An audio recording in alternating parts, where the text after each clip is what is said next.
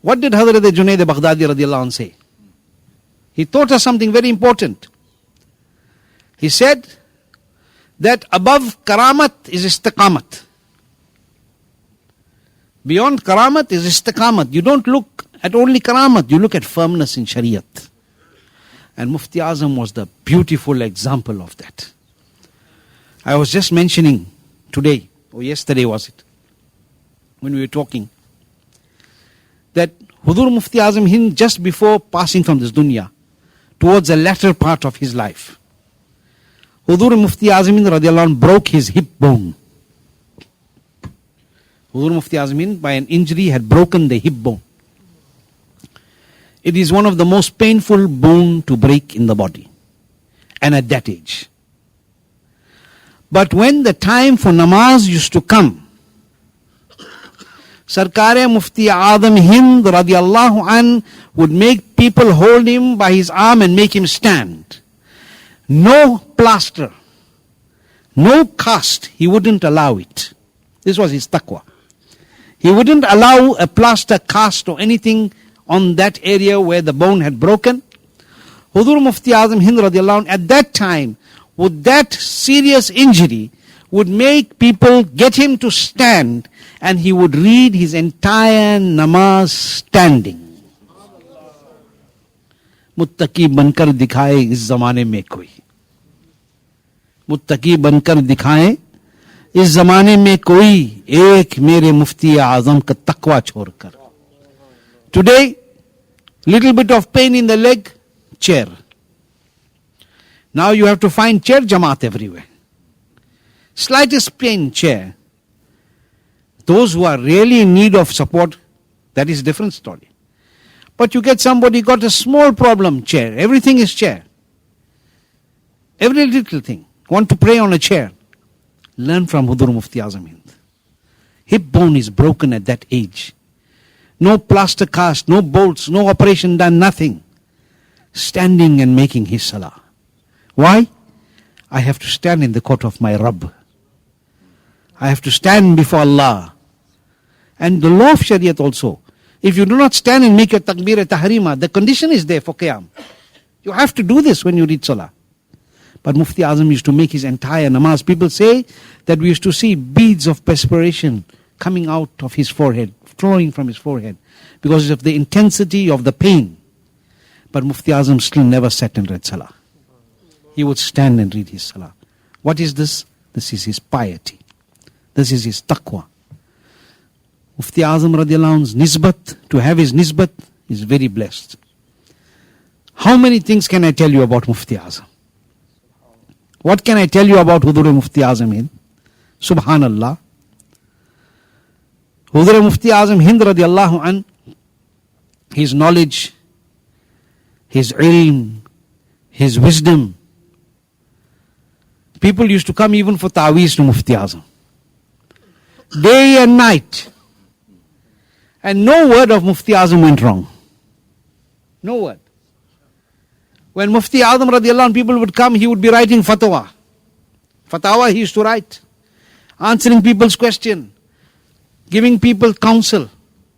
People came for ta'weez, gave them ta'weez. Day and night, people say that we could not figure out when did he used to sleep. When did he used to sleep? Because day and night he was occupied in the work of deen and in the remembrance of Allah and His Rasul sallallahu alaihi wasallam. आज जरा से हमें परेशानी हो जाए, उस दिन का कोई काम ही नहीं करेंगे. Doing some deen work, leave it, can't manage, got flu.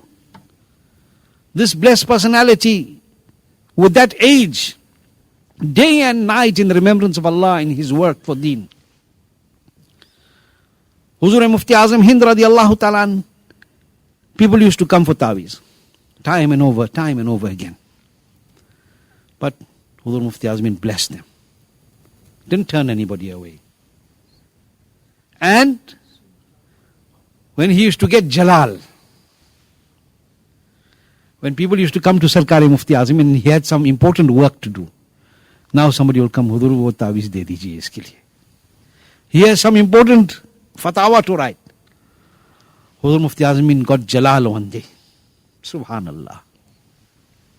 Came into jalal And he said, Log mere janaze tak se tawiz lege.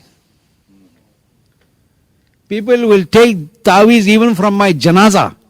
They won't give me a break. And it happened like that. Do you know? How? When Huzur Mufti Azam's janaza was passing through the streets of Bareilly Sharif, people were throwing rose petals. Whatever petals touched the janaza and started to fall, people took it and made a tawiz. Up to today they are wearing it. Up to today they are wearing it. Kya tha? Ki log mere janaze tak se tawiz lege. People will take, and it is up to today. I've lived in Bareilly Sharif, I know. People wear tawiz, they say, what is there? They say that flowers that touched the janaza of the janaza of Mufti Azam when it was passing. We have put that into our piece of cloth and we have kept it. This is that pious servant of Allah. When Mufti Azam made parda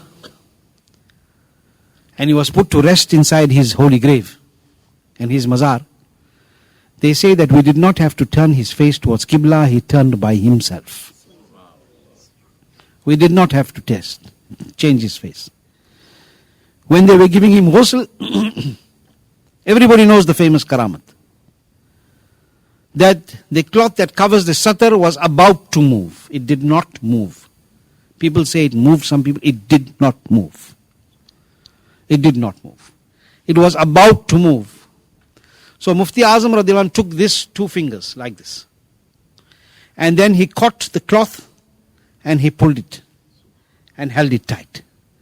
And this was first seen by Huzur Taj Sharia. This karamat was first seen by Huzur Taj Sharia, and all those others that were present there, Hazrat showed it to them. That Hazrat Mufti Azam was holding it. After the ghusl was given, then they had to release it with firmness from the fingers of Huzur Mufti Azam. You know what that means? This is how steadfast he was on covering the body properly. The satri aura. Today we wear short pants. Men wear short pants. Show our knees. Going swimming, take off the top. Let the naf area show. Leave the men. The women are wearing like this today. Remember, if there's any man, husband, who allows his wife to dress in this way, he and his family will be in the fire of hell. Because he is allowing this. He is allowing this. Sharia doesn't allow a male to leave that area open. And the females today are wearing the short pant. Even in the Muslim community, sadly, in many places. If we see our sons, our daughters and our wives doing this, or leaving the home without a dupatta on their head, remember, it is our duty to tell them. It is our duty to educate them. Because if we don't tell them, then we are more sinful than them. We are more sinful. Today we wear short pants and goes to swim. No care. Here, Mufti Azam has passed away physically. Shariat law doesn't apply to him as a person by himself. The soul has left the body.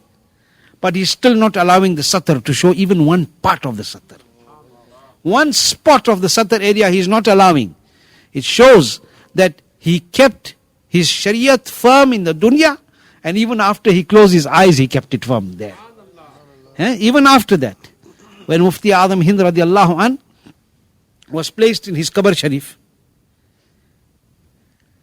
and he turned his face towards Qibla, they say that a sweet, fragrant breeze came into the Qabr of Mufti Azam radiallahu anh.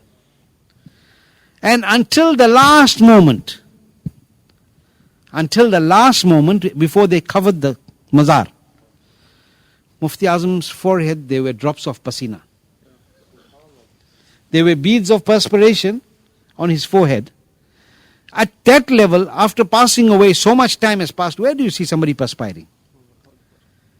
They wiped, the persons who were in the Qabr Sharif, they say that when he used to perspire, we were wiping the perspiration. And then again it was coming, because perspiration on the forehead of a person who just passes away is a sign of rahmat of Allah subhanahu wa ta'ala. But him, the perspiration was continuing even in the Qabr. And they say they carried on wiping and carried on coming again. And their hearts were telling them, but Hazrat is alive. But Shariat is telling them that you have to leave him there. But these were the few things that you need to know. And I'm sure you know. about Mufti Azam radiallahu anhu. At every stage, people have seen the karamat of Mufti Azam. And, like once there was this time that had come, that Hudur Mufti Azam was going somewhere in the car. They were taking Hudur Mufti Azam somewhere in the car. Or even before I tell you about the car, let me tell you this. Something that will make you think. That if a person gets to sit in the aeroplane for the first time in his life, feels very special about it. He's got to take a flight. A person who's never flown before feels very comfortable, very this. If you sat in a plane for the first time and I ask you, how does it feel? What would you say? Excitement. Really comfortable. Got enough leg room. Got a reclining seat. You'll talk about all the good things. Do you know, Mufti Azam, when the first time he traveled on a flight internally in India, the first time, radiallahu anhu, those that were with Hazrat, after they came out of the flight, they asked Hazrat, how was the plane ride? How was it to go on the plane? Huzur Mufti Azam said there was only one good thing about it. There was only one good thing about it. He didn't say anything about the seats, about comfort, about this, about that, nothing. They expected Hazrat to say, well, it was very comfortable, it was very this, and it was very that. Huzur Mufti Azam didn't say anything. Do you know what he said? He said there was one good thing about this. He said, what is that? We prayed namaz and we left and we got in time for the next namaz.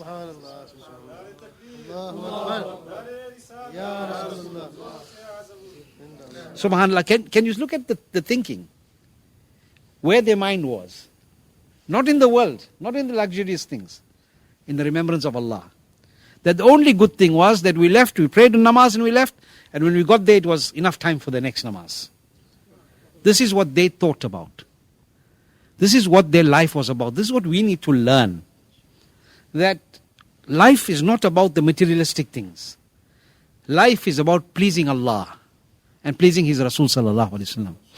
And when a banda reaches that level where he wants to please his Creator, then his Creator brings him near and bestows upon him the gifts and the bounties of His mercy.